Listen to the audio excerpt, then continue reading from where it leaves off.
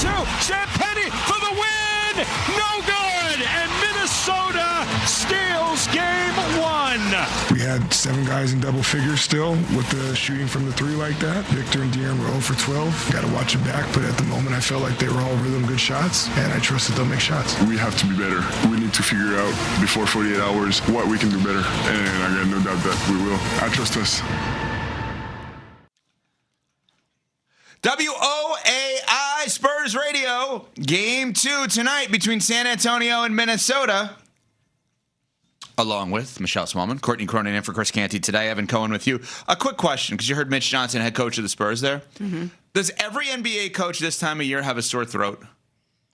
There's not one piece of audio from a coach that we've played, outside of J.J. Redick, to be fair, that doesn't sound like he's been screaming like crazy. It's an interesting poll question. Does every NBA coach in May have a sore throat? You know what? Now that you're saying this, a lot of times when you hear coaches talk in the tournament at the collegiate level, sore throat. I mean, JB, we played JB before, Bickerstaff. It sounds like he has a sore throat. It's a compounding effect. I've been screaming for so long during the regular season and playoffs that now I can't speak. So you're looking at 82 regular season games, and now you're looking at, let's call it 7 to 8 postseason games. Yeah. In some cases. It's also that time of year, allergies.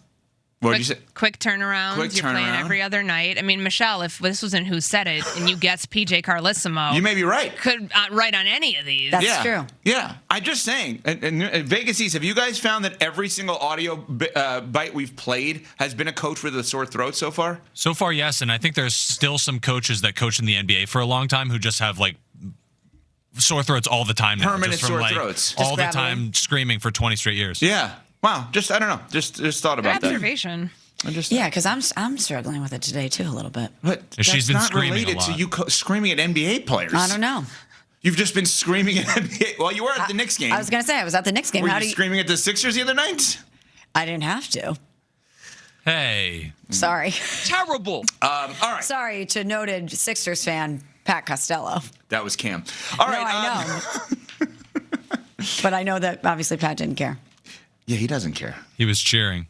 Yeah, he doesn't care. If they get swept, he doesn't care.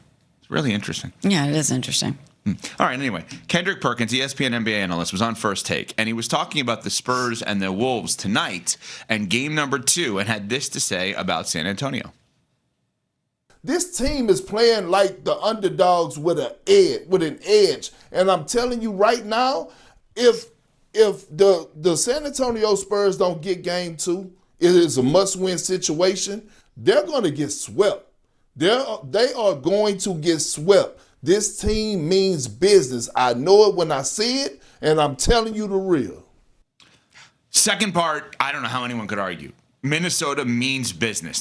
When Anthony Edwards is basically saying, screw it, I don't care what happens to my leg long term. I'm in it for the short term of getting a title.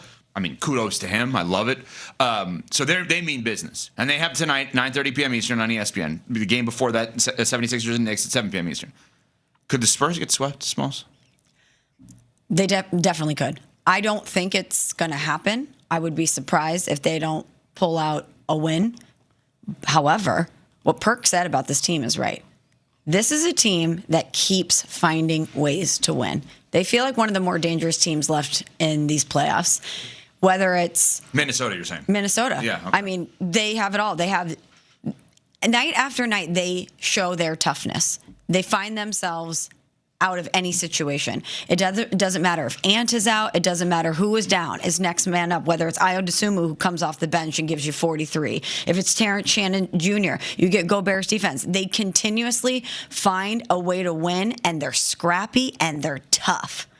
So, yeah, they do mean business, and San Antonio should desperately need to win tonight because I could see them getting swept. I don't think they're going to get swept. Do they need to win tonight to have some momentum going into Game 3? Absolutely. You don't want to be in an 0-2 hole against a team that just went to the West Finals in back-to-back years. But the key to all of that is Victor Wembanyama, obviously. But within that, his 12 blocks were great. His shot selection was not. He doesn't need to be taking that many three-pointers. He missed 8 of them last 2 nights ago when he played.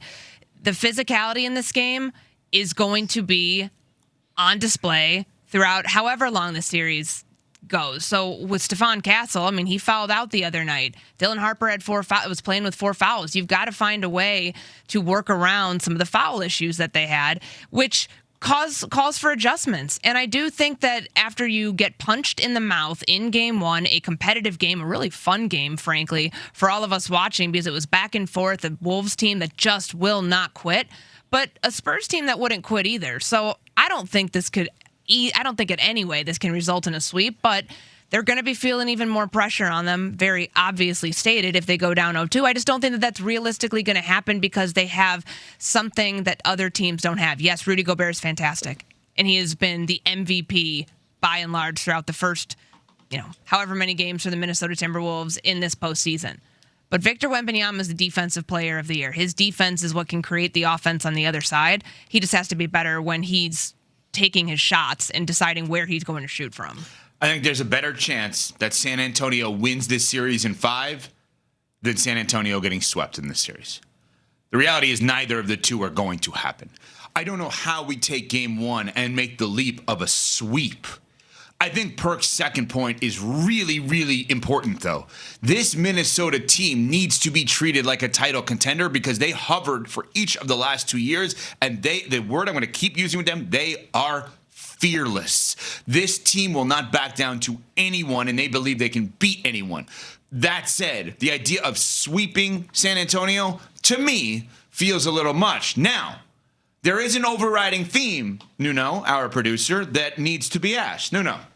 Well, I just wonder, because the biggest talking point going into the playoffs for the Spurs was the inexperience. And I know they won that, beat the Blazers, but outside of Drew Holiday and, Jeremy Grant, the Blazers didn't have playoff experience. I wonder if this is the series that catches up to them, that catches up to, Wemby, like he's trying to do too much. Other guys, the physicality that they'll see with this Wolves team.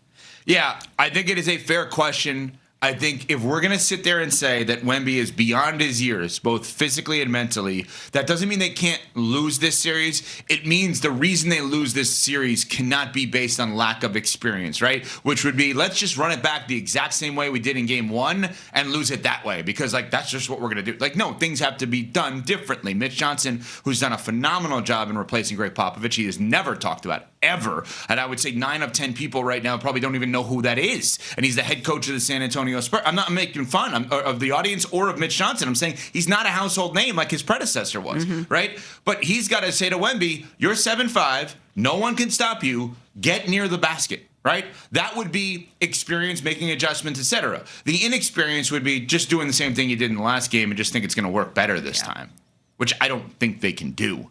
I can't fathom the idea of them getting swept. It's so hard to even imagine that. All right, we all think Minnesota could go far, right? We all think that San Antonio ultimately could go far. But does one team in the NBA playoffs have one player on their team that guarantees them no chance at winning a title? We will get to that next. We're on Sportsmanlike, presented by Progressive Insurance. Celebrating 30 years of the